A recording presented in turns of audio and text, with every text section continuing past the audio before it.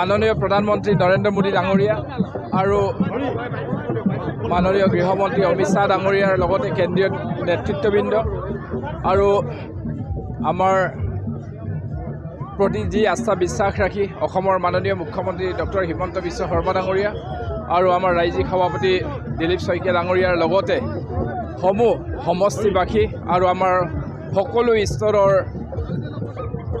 ভাৰতীয় জনতা পাৰ্টিৰ কাৰ্যকৰ্তাৰ লগতে আমাৰ মিত্ৰদল অসম গণ পৰিষদ সন্মিলিত গণশক্তিৰ সকলো স্তৰৰ সন্মানীয় কাৰ্যকৰ্তাৰ লগতে শুভাকাংক্ষীসকলক আজিৰ দিনটোত মই আন্তৰিক কৃতজ্ঞতা আৰু ধন্যবাদ জ্ঞাপন কৰিছোঁ।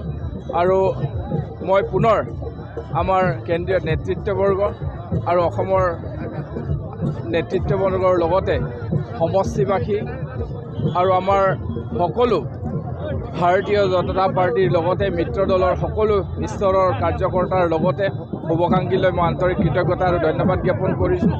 আৰু আমাৰ বাবে সৌভাগ্যৰ বিষয় আমাক ভাৰতীয় জনতা পাৰ্টি দলে তৃতীয়বাৰৰ বাবে ঢকুৱাখানাৰ পৰা বিধায়ক হিচাপে নিৰ্বাচিত কৰিবৰ বাবে এইবাৰো আমাক মনোনীত কৰিছে।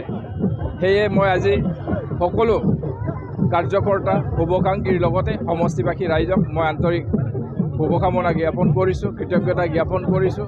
আৰু যি ধৰণে আমাক আস্থা বিশ্বাস ৰাখি এই দায়িত্ব প্ৰদান কৰিছে, অনাগত দিনত ৰাইজৰ সহযোগত আমি এই কামখিনি নিশ্চিতকৈ আমি নিয়াৰিকৈ পালন কৰাৰ বাবে চেষ্টা কৰিম।